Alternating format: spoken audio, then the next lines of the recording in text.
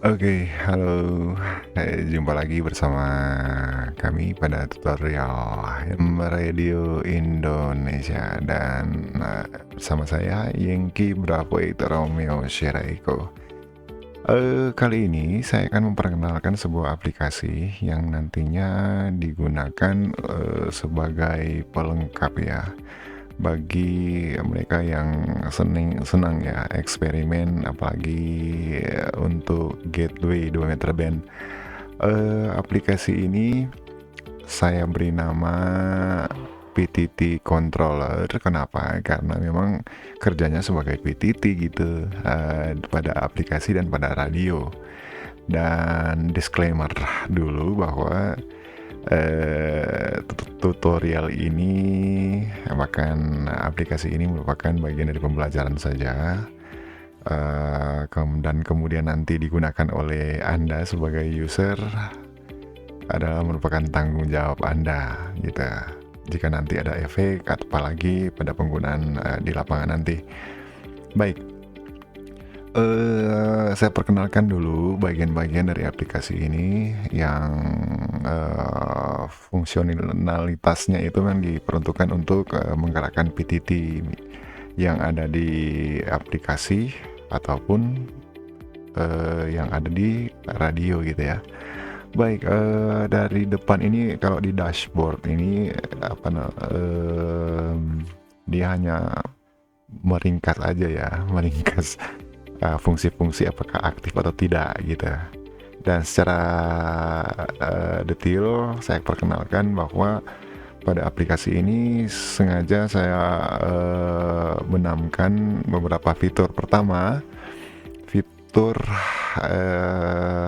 PTT untuk radio, dan memang untuk penggunaan aplikasi ini harus bersamaan juga dengan menggunakan ya serial RS232 dalam bentuk apapun ya, apakah adapter serial komport gitu ya, banyak dijual maksudnya di marketplace ataupun di online shop. Tapi yang saya lebih rekomendasikan adalah FTDI lah seperti itu ya, karena itu yang paling stabil menurut saya. Yang lain juga bisa, tapi memang ada sedikit kendala-kendala, apalagi dia pakai yang chipset 304 dan sebagainya. Tapi silahkan dicoba aja dulu gitu. Apakah ini, saya belum tahu apakah ada bug di OS tertentu, saya nggak paham. Tapi karena percobaan ini dilakukan di Windows 11, mungkin kejadiannya seperti itu. Baik, nah jadi fitur pertama adalah PTT untuk radio. Saya memanfaatkan memanfaatkan pin RTS yang ada pada RS232 untuk menggerakkan PTT radio. Nah, pada TeamSpeak 3 pada TeamSpeak 3 terutama lebih khusus pada software development kit SDK, dia itu menjelaskan atau dia menentukan atau mendefinisikan sebuah status di dalam sebuah server TeamSpeak 3. Nah, saya coba mengcapture sebuah fungsi, yaitu status event talk gitu. Jadi ketika ada klien lain bicara, maka RTS akan aktif gitu ya. RTS akan aktif seperti itu. Karena memang di versi yang TeamSpeak 3 client yang terbaru, waduh, fiturnya luar biasa, sangat senyap gitu, sangat senyap. Akhirnya berdampak pada penggunaan sistem VOX, sebetulnya berdampak pada VOX, akhirnya kadang-kadang tidak stabil seperti itu. Makanya saya upayakan untuk mengembangkan software atau aplikasi ini. Demikian. Fitur yang kedua adalah DTR ini pin yang salah satu dari DTR dari serial komport itu RS232 itu adalah DTR. DTR ini berfungsi sebagai apa? Nah, fungsinya adalah untuk Ya dia semacam Fox juga, dia semacam cara kerjanya seperti Fox, tapi agak beda dengan yang ini. Nah, cara kerjanya enable DTR ini dia kerja bareng dengan enable audio detection, virtual mouse, dan lock mouse. Maaf, saya nggak bisa apa namanya, nggak bisa pencet terlalu lama karena ini saya lagi tutorial. Saya harus nonaktifkan. Nah, prosedurnya, bukan logika, prosedurnya ketika saya bicara, maka aplikasi akan aktif gitu ya. Aplikasi akan aktif. Nah, lalu manfaat dari virtual mouse di sini apa? Namanya virtual. Jadi kita tidak menggunakan mouse fisik. Kita tidak menggunakan mouse fisik. Jadi dia ya memang sudah ada ya di khususnya di Windows memang sudah ada. Nah, kalau kita lihat daripada pengaturan TeamSpeak 3 ya, kita lihat ya. Di sini ada bagian capture, kita bisa memilih untuk mengaktifasi fitur push to talk atau PTT. Nah, kalau saya pilih untuk melengkapi untuk kerja bareng dengan aplikasi PTT controller, maka saya aktifkan mouse button 3, tombolnya tombol tengah yang ada scrollnya itu. Gitu ya. Sederhana. Saya cobain coba jalankan dulu apakah dia jalan tidak. Nih. Nah, ini contoh. Ups, sorry. Oh, ada. Nah, dia aktif ketika ada suara ya. Oke, saya harus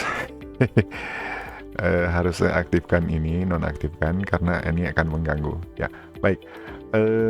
Mungkin itu ya. Jadi saya jelaskan lagi. Ini kita aktifkan di sini capture di bagian option, kemudian push to talk.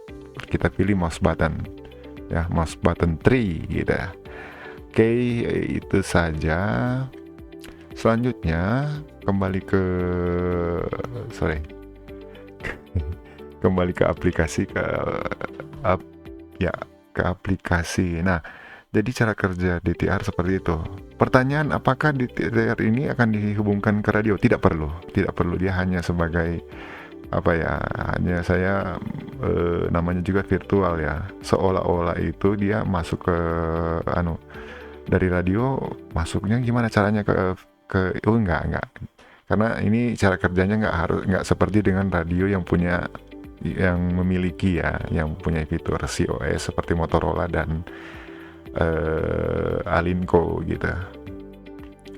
Jadi memang betul bagi radio ini, aplikasi ini juga hadir atau dibikin karena memang pertimbangkan radio-radio yang tidak mempunyai COS gitu, apa aja gitu, dari handheld transceiver sampai radio rig bisa.